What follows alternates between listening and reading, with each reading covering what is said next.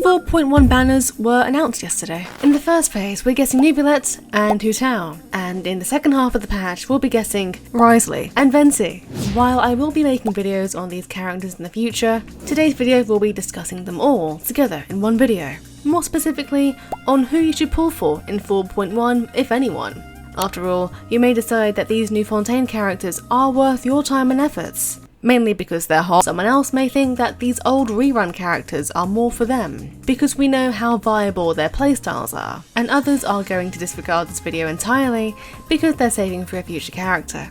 Again, most likely because they're hot. It's subjective. No two Genshin players are the same. So, whatever the case, let's talk about who you should go for, especially if you're planning on actually pulling this patch, but you're confused on who to go for.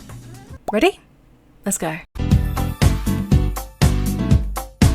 Since this is Neuvillette's first time having a banner, we don't have a ton of information on him. So instead, here's what we know based off of the 4.1 livestream. Based on what we saw from the 4.1 livestream, Neuvillette is some sort of DPS, and from this description, it seems like he's a charge attack DPS, who scales from HP. His elemental skill and burst have huge AoE hydro damage, so if you need someone who is probably going to be a DPS and or an amazing hydro applicator, it seems like Neuvillette might be someone you might want to pull for. Hu Tao is meta.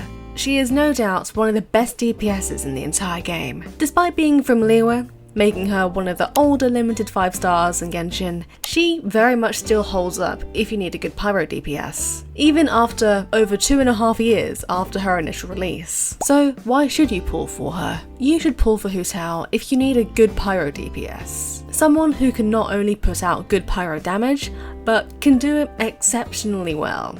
And with somebody as powerful as Hu Tao, this makes her perfect for the job. Also, because she's pyro, she can best utilize elemental reactions like melt and vaporize, which will increase her damage output further than what it already is. Furthermore, if you have yet to own a meta unit, so somebody who can carry you both in the overworld and in Spiral Abyss, Hu Tao is probably the best person in this video to fulfill this purpose. And as a less meta heavy reason, Hu Tao can be a great character to do showcases with, seeing as her burst can put out some ridiculous numbers. This is especially for if you want to crush your current personal best damage number. Can free-to-players use her? In my humble opinion, there are 2 ways to determine if a character is good for free-to-players. If they work easily with free-to-play characters and other 4 stars, and if they can use easily accessible weapons. Let's talk about weapons first. Hu Tao is somebody who scales off of HP, so if your only HP weapon is Black Tassel, a 3-star, it's still usable for her. It's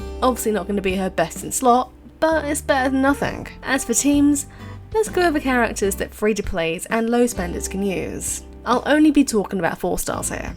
So Hu Tao can go well with the following. For Cryo, Kaya, Chongyun, Diona and Layla. They can help to apply cryo onto enemies, which will allow Hu Tao to use melts. Characters like Diona and Layla will also provide a shield, and Diona can provide heals. For Hydro, Xingqiu and Barbara. Xingqiu will work incredibly well with Hu Tao, seeing as you'll mainly be using her normal attacks. You can also use Barbara if you don't have Xingqiu. For Animo, Sucrose. Hu Tao is somebody who can only attack a small handful of enemies at a time with her charge attack, so if you use Sucrose's skill and burst, you'll be able to bring enemies closer together for Hu Tao to hit. For Electro, Beidou. After C1, Beidou can provide a shield. Fischl. Fischl is obviously an incredible Electro applicator. For Geo, Noelle. Hu Tao can benefit from Noelle's shields.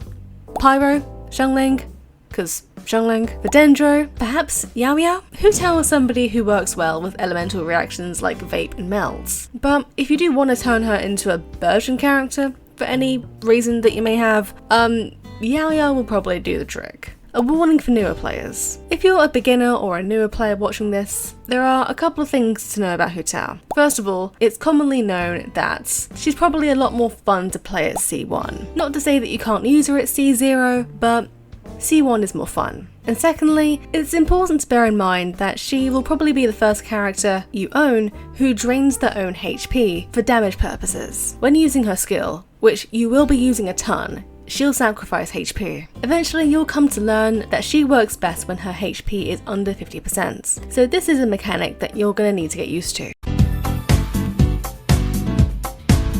Since this is Wriothesley's first time having a banner, we don't have a ton of info on him. So here's what we know of him and his playstyle based off of the 4.1 livestream, and let's go from there. Wriothesley is a cryo catalyst, and based on what we saw from his gameplay, it seems like he's going to mainly use his normal attacks. His elemental skill buffs his normal damage, and his elemental burst is huge, and it looks like it could deal a good amount of cryo damage. So if you're in need of a cryo DPS, consider him.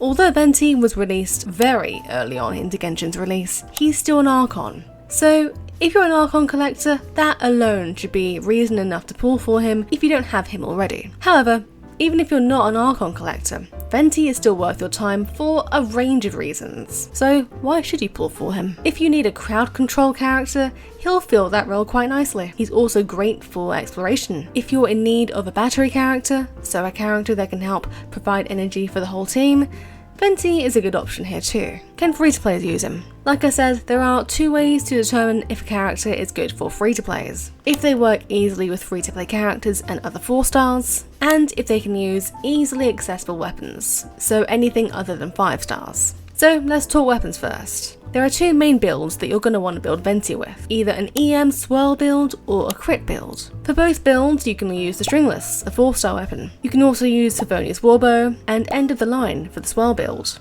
and Rust or Prototype Crescents for the crit build, so you have some 4-star options here. Now, one of Venti's best teams is famously Morgana, Garnier, Mona, Diona and Venti, which isn't that free-to-play friendly. However, if you're only pulling for Venti because he'll be your only crowd control character, you can probably put him in almost any team that you like. And that's it. That's my take on who you should be pulling for. As for the new Fontaine characters, we'll know more about teams and things when they become playable.